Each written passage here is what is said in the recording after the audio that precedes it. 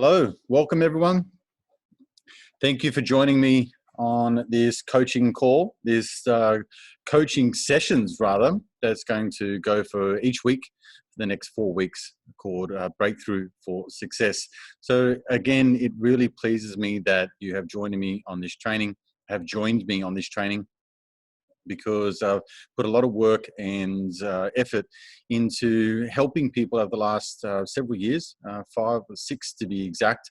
And it's really been such a whirlwind experience for myself, coming from a background where I was running businesses. I still do run businesses. And but this time was in real estate. Got out of that and got into training and coaching full-time as a profession. The thing that's led me to this point now and to where you guys are with me at the moment is that I've been in a position for the last 5 years or so that I've been helping people with their businesses, but more so has migrated and progressed into more personal development and a lot to do with mindset and motivational tools. So what I've found is that behind every screen is a human being, and behind every business is someone, like a mum and dad, or average Joe Blow, who's trying to get ahead. And the things that they've been faced with over that period of time are things that are more to do with mindset, more to do with getting over emotional blockages and certain things like that. So I'm really pleased that you're here, because I'm going to go through a ton of training with you, starting with the foundations, because I appreciate that there are many people on this training program, and everyone's starting from a certain level in a certain position. So my job as your coach is to guide you through in the best way that I can do possibly, to start you from the beginning. And hopefully what will happen is that as we build the foundations, you'll start to learn how to, I guess, migrate yourself or navigate yourself through these stages of personal development and mindset. Okay, so without further ado, let's get into this training. What you're going to need is you're going to need a pen and paper. You're going to get comfortable. Limit your distractions if you can, because I really want you to pay attention and to have your full focus and full attention. Yes, grab a notepad and pen. Use headphones and your laptop if possible. You can access this obviously through your phone. What I have noticed though is that the phone tends to become a little bit limited in terms of distractions, and also allowing the full screen. So if you can do that, I will be answering questions at the end of this training session. And obviously this is all going to be recorded as well. So if you miss any of it and you're not quite sure what to do, then I will send you the training recording once it's all done. And that way you've got something to revisit each week. Okay. So what I encourage you to do, if you do have any questions, is to write them down as we go. And then when I open up the floor to Q&A at the end, then you can ask me your questions again. Okay, then so just be sure to write them down so you don't forget. This training session will probably last around an hour to an hour and a half. It could go a little bit over. So again, I appreciate that everyone's got their busy schedules, and probably been really faced with a bunch of troubles and concerns lately, considering the environment that we're going through. So I appreciate your time. Okay, so again, thank you so much for coming on this training. I truly appreciate you and value you. You have no idea as a coach how humbling it is to put some training out there, to put it out into the ether, so to speak, and to have people come and join me and want to listen and want to learn. So this is truly an amazing experience, and I really sincerely thank you. All right, so let me just begin by saying just how awesome you are. So the odds of you being born around 400 trillion to 1. Okay, so this is just an amazing astronomical figure that no one really puts into perspective. You have 37 trillion cells in your body. Your brain can store 2.5 million gigabytes of data. So to put this into context, if you store the contents of your brain as a file on, say, Audible, which is like a book reading app, it would have 4.7 million books on it. All right, so this is just amazing, right? Your body sends 11 million bits of information per second to the brain. And after fertilization, nearly 100% of your body and organs are formed within just 12 weeks. Okay, so in short, you are a miracle. I invite you to entertain the concept that in life, there are no right and no wrong. There is no right and no wrong, and that life happens for you and not to you. Okay, finally, that in each moment there is either an experience or a lesson. Does this make sense? Okay, let's begin.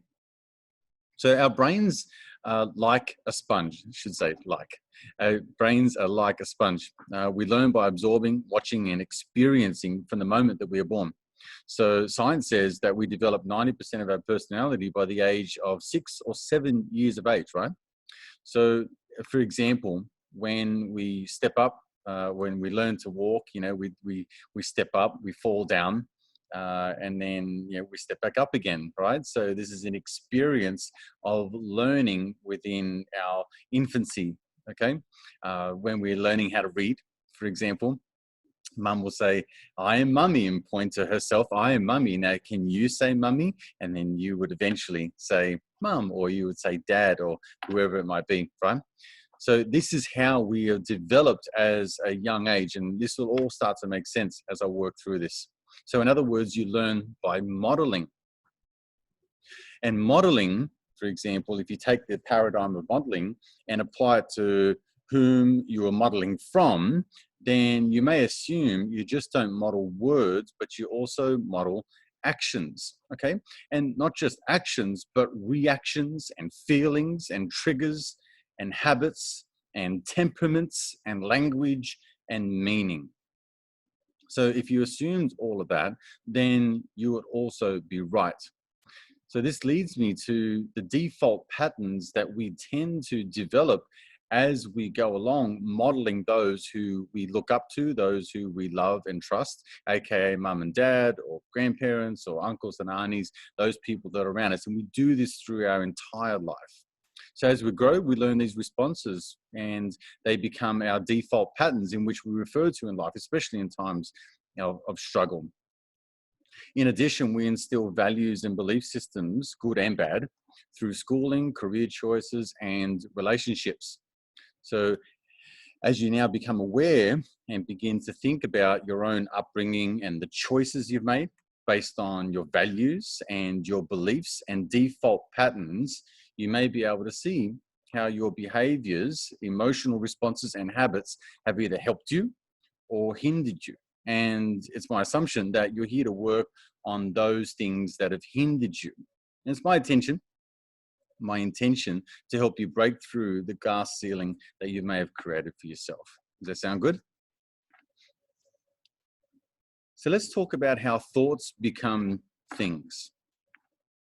You may know that we think around about 70 to 90,000 thoughts per day. And you also might know that 90% of the thoughts that you thought today are the same as yesterday. What you may not be aware of is the vibration that each thought carries. So let me explain. Each emotion or each thought stimulates in an emotion, and those emotions carry with them a vibration. This is generally measured in hertz per second, or cycles per second, or in hertz, right? So to give you an example on the screen there, you can see that at the very top, the emotion of enlightenment equals around 700 to 1,000 cycles per second, or 700 to 1,000 hertz. And as you fall just below that, you've got peace and joy and love, which is at 600 and 540 and 500 respectively. As you head down the chart though, you'll see that once you get to courage and pride, and particularly anger, you'll see that that number significantly reduces. So when you head down towards anger, for example, it's at 150 cycles per second. If you then go down to fear, it drops down by 50 hertz and it's down to 100. If you then go to grief, and then apathy, and then guilt, and then shame, you can quickly see that the emotions that are attached to, or sorry, the vibrations that are attached to the emotions that you could be thinking are really playing a big part in how you think and feel and act in your life. So let me tell you about the cycle of a thought. Once a thought enters your mind, it can trigger a memory, and that is in obviously your mind's eye. That stimulates a feeling or an emotion in relation to that memory. Okay, so to explain this a little bit further, you might have a thought that might say, I don't like how my wife is treating me, or my husband is treating me, or that person at work, I don't like the things that they've said. And those thoughts could then manifest a memory inside your mind, and that memory could be from a past experience. That past experience could be earlier that day, or it could be from your childhood, where your unconscious mind has labeled. Remember, when we modeled emotions and we modeled thoughts and we modeled feelings and responses, has labeled that particular feeling at that time. So it takes you through to a memory that's associated to the feeling that the thought has now triggered. Is this making sense? Okay, so this trigger, right, can now trigger another thought, and then another memory, and then another emotion, and then the cycle repeats. So what I would like you to do now as an exercise in this first part of our training is to grab your pen and your pad, your pen and your notepad, and start to do the following exercise. Okay, write down some of your thoughts and your emotions that you had today, or it could be even as early as an hour ago. All right, start to get out your pen and your pad. Remember, this training is a lot more about doing the exercises within the training than it is about just reading some words on a screen or listening to my voice, right? So grab your pen and paper, write down some of your thoughts and your emotions that you had today, or even an hour ago. So I want you to think about some of the things that have happened throughout your day, right? What was on your mind? What was weighing you down?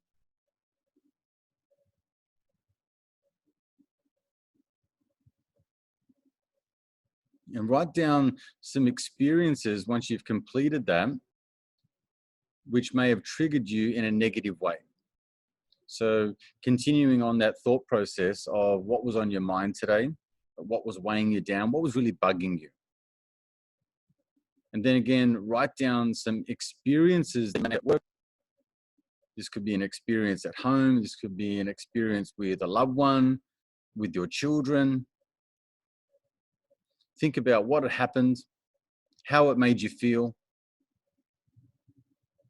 Think about the thoughts that went through your mind at that time. And just start to put this down on paper so you can see it with your own eyes as to how you thought and how you felt. Now, I have a question for you. Do these types of thoughts and feelings occur often? So do they happen sometimes, or do they happen regularly, or do they happen all the time? So take some time, don't rush through this.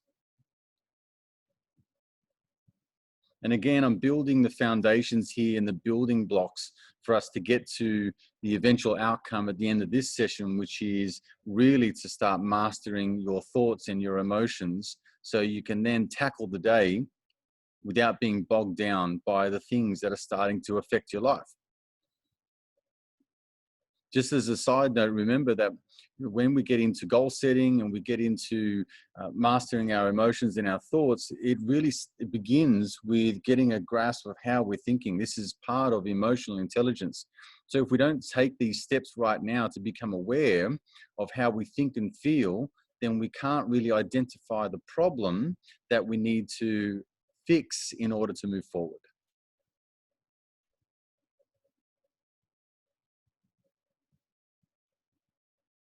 So keep writing. Whatever's coming to your mind, just jot it down. Think about the feelings, think about the thoughts, think about the emotions, think about those experiences, and put pen to paper and describe it in the best way that you can.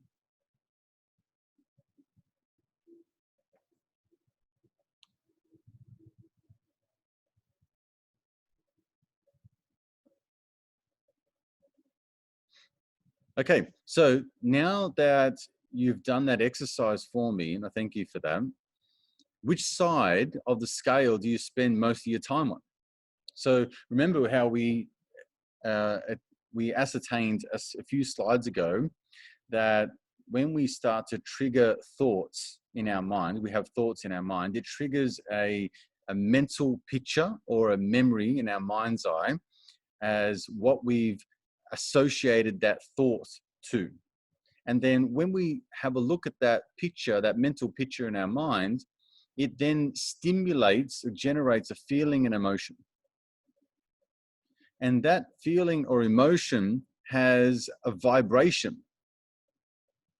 So if you want me to explain further about vibrations, for those of you who are not quite familiar with what I'm talking about, just imagine the scenario where you walk into a room and you have a look around, you assess the people around there, you assess the atmosphere, and you say to yourself, there's something a bit fishy about this place. It just doesn't feel right.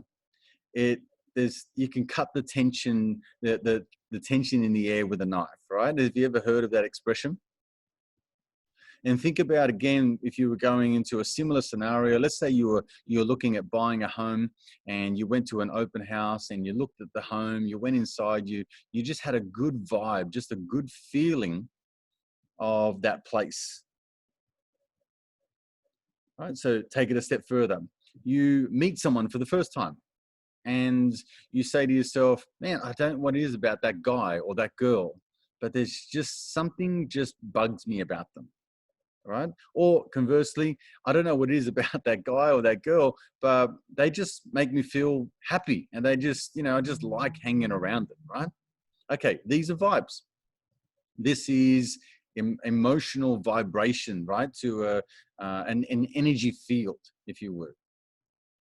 So now that I've explained that in the best way as possible, when you are thinking about the exercise that you just did, and you think about the thoughts and the feelings and the emotions that you experienced throughout today, or this afternoon, or this week, I want you to start to think about and become conscious of what side of the scale do you spend your most of your time on? Is it in the upper echelon there where you're at pride and courage and neutrality and willingness and acceptance or reason or love or joy or peace? Or do you spend most of the time in anger or desire or fear or apathy or guilt or shame? You can add a bunch of emotions in there which are sitting on the side of the fear side or the desire side. So you could definitely add in frustration in there. You could definitely add in just general feelings of unwell or thinking about the future or just worried, uncertainty you could add in there.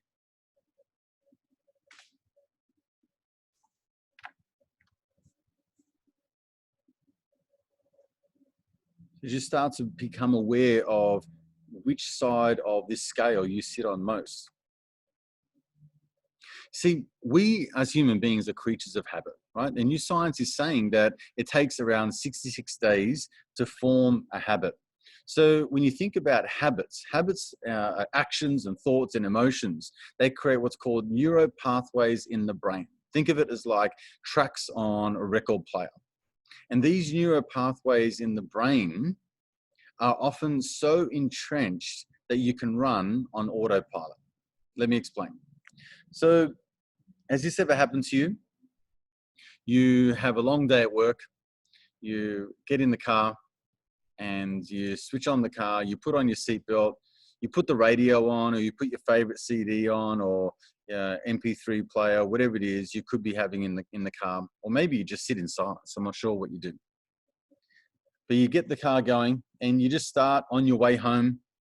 And what you find is that your mind just starts to wander and you start to think about the things that happened in the day and the things that you've got to do later on that evening and the things you've got to do tomorrow and all the stuff that's in front of you. And then 15 minutes passed or 20 minutes passed or half an hour passed. And all of a sudden you're at your house. And then you think back and you go, wow, like I didn't actually pay attention to any part of that process, any part of that trip. So this is an example of how we as human beings become on autopilot. This is an example of how entrenched neural pathways in the brain become, that we can actually do something and not even think about it. We can just run on autopilot. Have you ever been in a situation where you've been out and you've had a really good night? Let's say you've been out at a party or a Christmas party or whatever it may be. And let's say that you may have had a little bit too much to drink. And so rather than drive home or whatever, you wanted to, catch a cab, or maybe you might call a friend to come and pick you up. And then, you're really feeling like you've had an absolute bender and you can't really focus too much. There's no way you could possibly drive a car. Yet you get out your phone and you start navigating yourself through the apps, and you start dialing that number, and you remember exactly which number it is to dial, or whereabouts in your phone you need to go. All of this while having, a less than desirable cognitive function within your brain. Right? You see where I'm going with this? This is autopilot. This is the power of habit. This is the power of neural pathways in the brain. Now, we often think of this in an association with this training, is that we have habits that serve us and we have habits that hinder us. And so right now, what we're focusing on is the habits that are hindering us, because otherwise you wouldn't be here on this training. So let's move on, right? You may have had a negative experience of going through an event or a situation at work. And throughout the day, you run the same scenario through your mind over and over. And you start to feel all the same emotions and the physical symptoms all over again. And then later that night, as you go to sleep, your mind starts to race. Your heart actually beats faster. It starts to become enraged. You actually have feelings or emotions of panic and fear. And you may even have an anxiety attack or a panic attack. So what happened? Well, it is my experience that these are residual emotions. So what can happen in our life is that we run through these scenarios and scenes in our mind, and we replay them over and over again. We replay the conversations, we replay the emotions, and when we have the thoughts that trigger the same memories, that trigger the same emotions, and it triggers the same feelings within our body and the same outgrowth, the same physical symptoms, then we can actually create a neuro pathway in the brain which trains ourselves to think and feel a certain way, even though we may not be in that environment anymore. Does this make sense? These are residual emotions or emotional spillover. So you can actually train yourself to have fear, anxiety, worry, heartache, depression, anxiety, panic attacks, and you're not even in the scenario that created them in the first place. You could be sitting on the couch watching TV. You could be just about to go to bed, and all of a sudden your mind races, and all of a sudden it generates those same feelings and responses. And therefore you can will yourself into a panic or into a rage or overthinking and overwhelm just by thinking and feeling and acting the same way as what you did when you actually had the experience. Is this making sense so far? So in my experience, there's a quote which says, master your thoughts and you master your life. And my personal experience is that it's incorrect. When you master your emotions, you can master your life. So what I want to teach you for our first lesson is I want to teach you what's called a release and let go technique. So what I would like you to do is to become great at identifying your emotions. I want you to become great at identifying how you are feeling. And then this may be a challenge to some of you, and it may be putting yourself in a position where you're not quite sure how to identify the thoughts, feelings, and emotions. So I want you to focus on key words and key phrases that come up for you. So for example, if you're not quite sure or can't quite put your finger on what feeling or emotion, then you might say, I'm just feeling like tired of not knowing what to do, right? So whatever that feeling or emotion is, then I just want you to concentrate on that. And I'm going to lead you through a process in a second, which is going to really, really help you in this first part of our training. All right, so what I'm going to teach you is to use 2 neuro-linguistic programming techniques. Neuro meaning brain, linguistic meaning language. So this is language of the brain. And these techniques are called, or these 2 neuro-linguistic programming techniques is a phrasing called I choose to let go of and I choose to allow. All right, so let me explain. Here's some detach and let go of examples. So I choose to let go of the outcome. I choose to let go of wanting things to happen. I choose to let go of pushing, forcing my goals to come true. I choose to let go of overthinking. I choose to let go of wanting to know all the answers. I choose to let go of wanting to have it all figured out. I choose to detach from worrying. I choose to detach from fearing of not having enough. I choose to detach from needing approval from others. I choose to detach from wanting to be loved. I choose to detach from needing and desiring money. And I choose to detach from wanting material possessions. So these are just examples, and I encourage you to come up with thoughts and feelings that are associated to the way that you are feeling. Because when I get to this process, it's really going to help you get back to a neutral level and start from what I call as a glass is half empty. Okay, here's another one. I choose to detach from my ego. Okay, so following on from this example, these are what I call I choose to allow examples. And this is all going to make sense very soon. I allow all the abundance that is already present to enter into my life. I allow the healing that is available to me right now. I allow all the right thinking. I allow all the clear-headedness. I allow all the right people, all the right places, circumstances, and events to show up in my life exactly at the right time that I need them. I allow all the peace that is already available to enter into my life. I allow all the love, all the connection, all the joy that is already available to enter into my life. So my thought process around this, in what has helped so many people that have gone through this similar type of training, is that what happens is that we start to position ourselves every single day where we might get up in the morning. We have a habit of getting out of bed. At the moment we wake up, we start thinking about all the things that our day is connected to. We start to check emails, we start to check messages, we start to check Facebook, we start to get about our day, we start getting ready for work, and then we've got more emails and more phone calls, and maybe we might check Facebook throughout the day or another social media app or whatever it may be. And so by the time we get to work, we're kind of already frazzled. We're already in the heat of the moment. We're already on guard. We're already in this fire mode.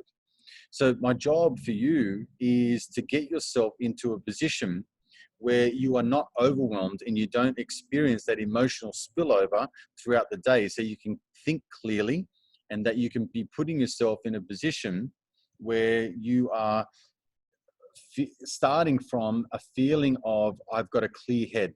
I've got a clear space in front of me. I'm allowing myself to make really good, educated decisions. I want to put you in a position where you are in a situation that might be testing.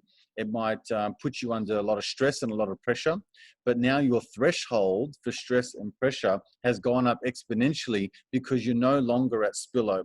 You're no longer at emotional overwhelm. You are starting from a glass is half empty to begin with.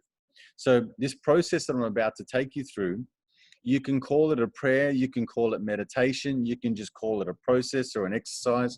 Whatever you want to do and however you want to do it is totally fine by me.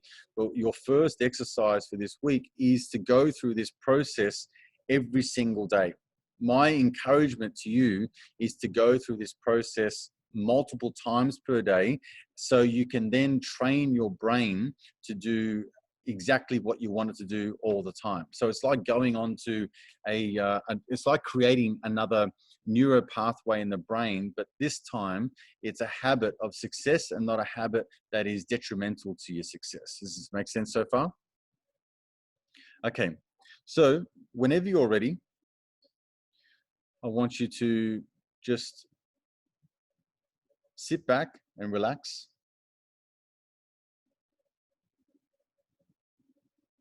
And just make yourself really comfortable.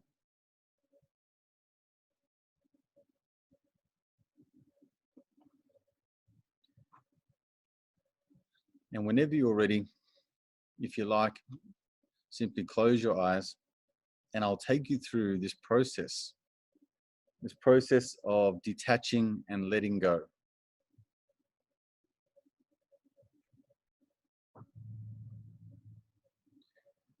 So in this moment, take a big, deep breath. And exhale and just relax.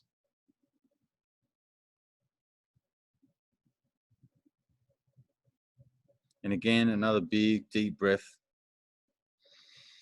In through the nose, fill your belly with air. And exhale and just relax. And as we practice the habit of controlling our emotions and controlling our thoughts, let's get into the habit of dictating to our body what we want it to do. Let's get into the habit of controlling the thoughts, feelings, and emotions and actions of our body. So right now, I want you to simply relax the muscles around your eyes and relax the muscles around your neck and your shoulders. And just imagine that you're scanning your body.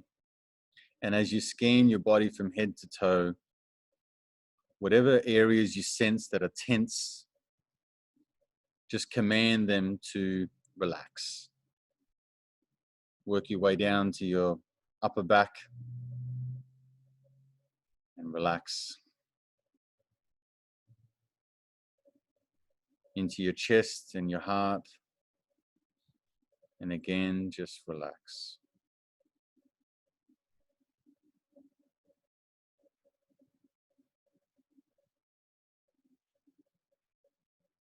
Work your way down to your stomach and through to your lower back. And just send the command to relax and let go.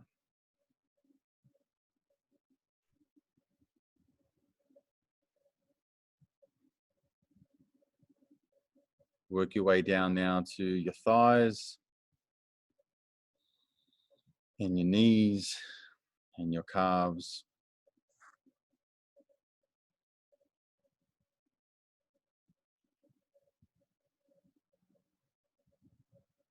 And relax and let go.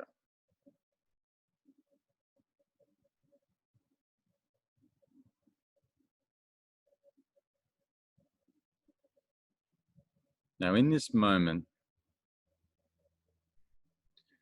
I just want you to repeat the words after me in your inside voice. And I want you to feel the sensations in your body and notice whereabouts in your body you feel them. And get used to the sensation of commanding your thoughts, feelings, and actions.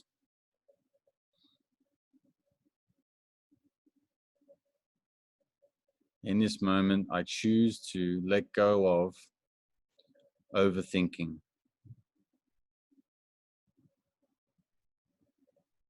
I choose to let go of worrying.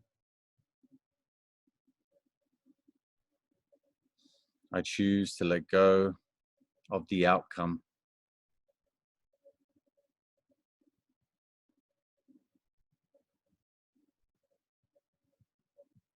I choose to let go of overthinking.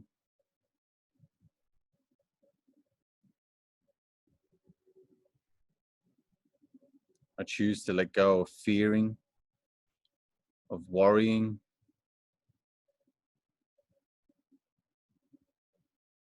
I choose to let go of the feelings of lack, of not having enough time.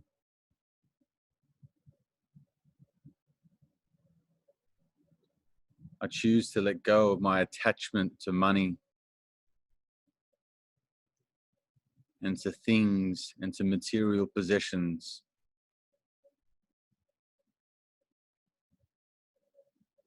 I choose to let go of rushing, of forcing, of cajoling, of wanting things to happen.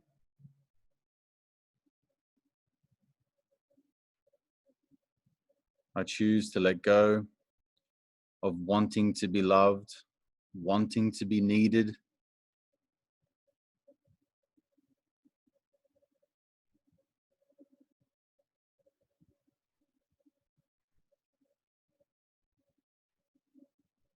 I choose to let go of desiring, of lusting.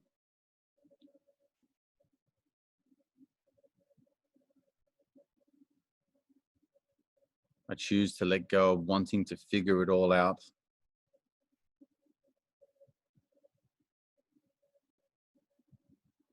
I choose to let go of not being enough, not having all the answers, not having all the solutions.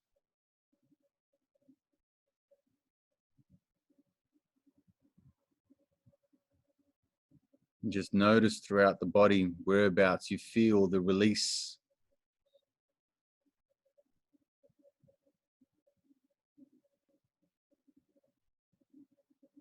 Notice how you're feeling lighter. Notice how you're feeling more calm and more centered.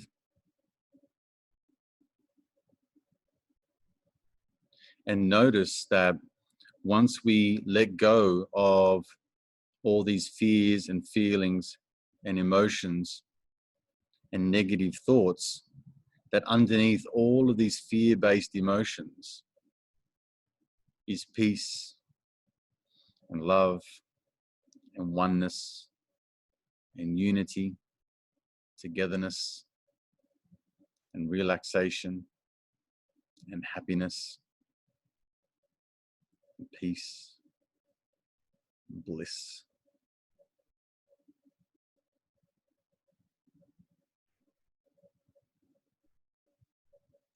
And now once we've let go of all of those things, the only thing left to do is to allow all the abundance that we desire in our life, that is already available, that is already here, already present.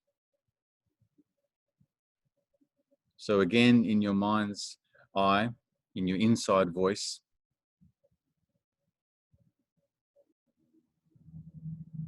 simply repeat after me and say, I allow all the abundance that already exists, that is already available to me, that is already around me, to enter into my life.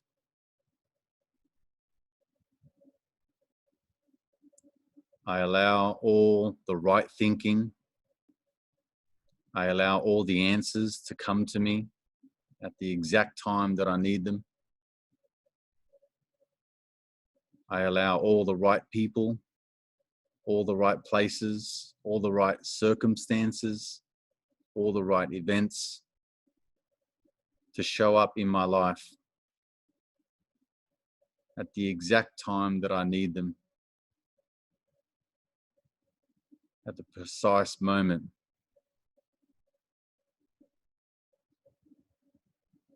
that I need them.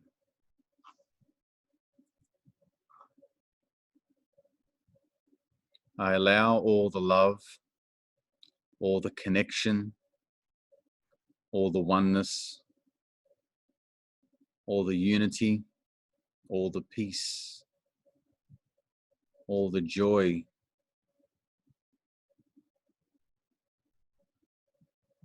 that is already here, that is already available, that is already within me, that is already in this moment, to permeate through my body.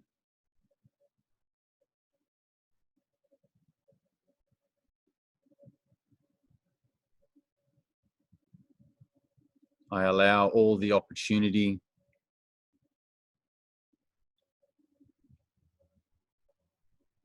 all the wealth, all the growth, all the personal development, all the breakthroughs that are already available to me to enter into my life.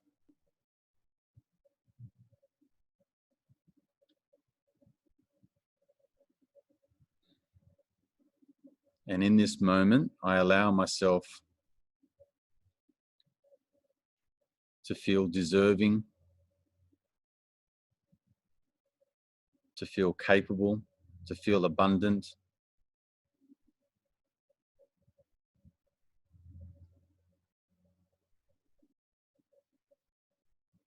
I allow myself to feel at peace and in control.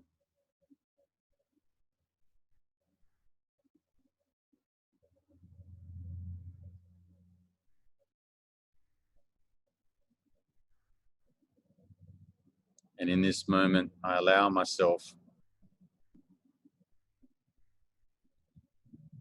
to be the author of my own story,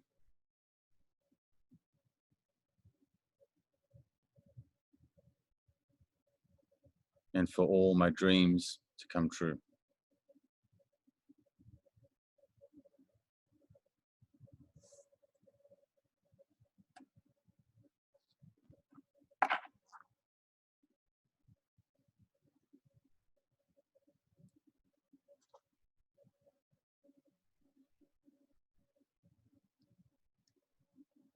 Okay, and when you're ready, start to wriggle your fingers and your toes. If your eyes aren't open them now, and simply come back to the room.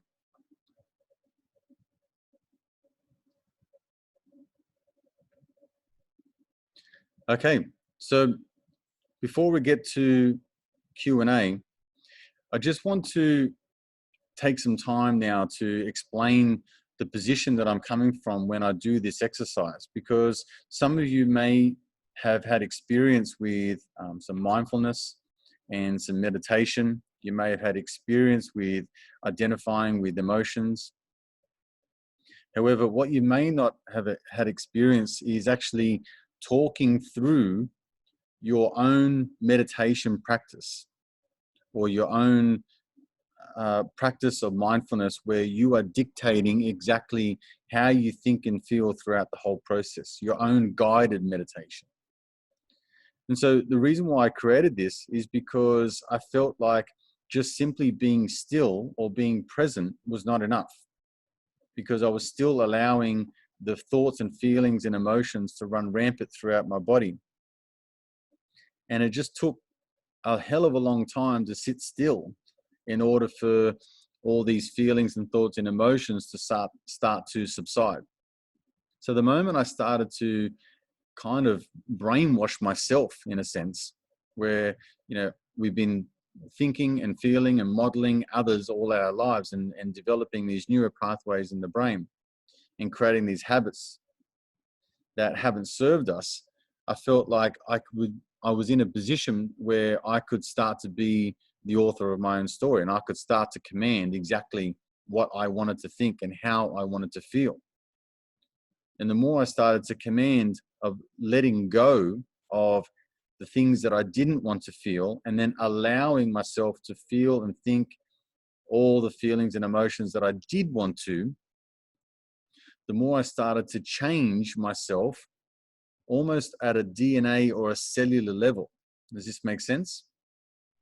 So if we can start to train ourselves in the beginning stages of life where we model others, and it could be good or it could be bad, and if we can start to identify that we have habits that are serve us and habits that don't, then what I would like to do in my life is to keep all the things that I really like and that serve me well. But I would like to kind of cancel out or rub out all the things that haven't served me. And the only way to do that is to simply let go. And what I found was that when I was letting go of these emotions and feelings and thought processes, I felt my body start to loosen up and let go and get lighter within my physical body, my physical feelings of it. And so the more I started to coach myself and condition myself to think and feel in a certain way, then it's almost like I kicked into this, reticular activating system, which started to look and feel and think and act like I wanted to. And more of these things started to show up into my life. More opportunities started to show up. More answers started to show up. More people, the right places, the right programs, the right circumstances, the right events.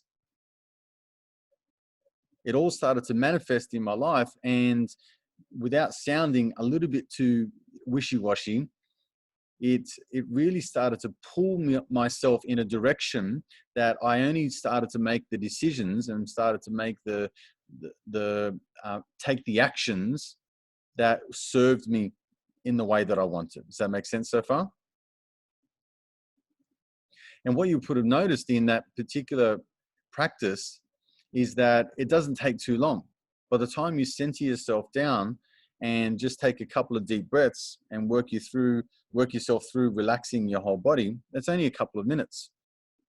And then taking yourself through thinking and feeling of what you're going through at that time and releasing on that emotional, that thought process, or those that key words or key phrases that you're going through, then what you'll find is that you can just motor on through that within another few short minutes. Then all that's left, once you get down to a place of peace and love and bliss and relaxation and in the moment, is to allow all the abundance that you desire into your life. And so it's typically the opposite of the things that you're releasing. So if you're releasing overthinking, then you're welcoming all the right answers at all the right time. If you're feeling like you are feeling that you are desiring to be loved or to be needed or to be wanted or to be appreciated, then you're welcoming contribution. You're welcoming all the love. You're welcoming all the feelings of contributing back to society, of helping others. Does this make sense so far? Okay, so what I would like to do now is to open the floor to some questions and answers. So I know we've been going for about an hour now, and the good thing is that you should be in a position now where you've got a lot of questions that will come up that I can help you with in this moment. So let's take some time out. And if you like, just grab the chat section. If you head to your cursor where you can see up in the top section where it's got, should say more. And then you've got chat. So if you just hit the chat, and you can ask me questions as to what has come up throughout this whole program in this first week of training. And then my job for you this week is to go through this process on a daily basis, if not multiple times per day. So the best time for me to do it is after I get myself ready for work, not before. So after I get myself ready for work and I've taken the kids to school, then I run through this process before I get into the hustle and bustle of the day. I find that if I do this the moment that I wake up, I feel like I'm not in a position where I can really pay attention because I'm still a little bit too sleepy, a little bit too groggy. If that doesn't bother you, then I would do it first thing in the morning. But to me, I have the best experience and the best results after I've gotten myself ready in the morning. And then what happens is that when I go to bed, I feel like at the end of the day, that's when I start to get a little bit active again, ready to go to bed, and I start to overthink and think about the things that are happening in the next day and the things that I need to do. So if that sounds familiar to you, then I would consider doing the same exercise as you'll go to bed. And it should really, really relax you to the point that you just toddle off to sleep and then you wake up nice and fresh. Okay, so I'm all ears if you want to ask me any questions. For those of you who have written down any questions, go ahead and ask them now as I stop the recording, and then you guys can ask me the questions.